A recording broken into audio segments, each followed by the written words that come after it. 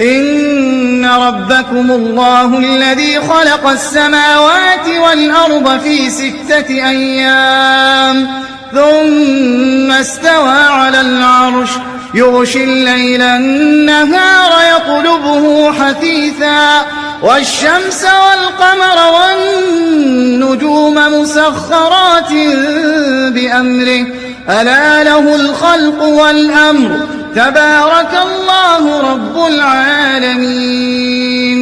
ادعوا ربكم تضرعا وخفية إنه لا يحب المعتدين ولا تفسدوا في الأرض بعد إصلاحها وادعوه خوفا وطمعا إن رحمة الله قريب من المحسنين. Likey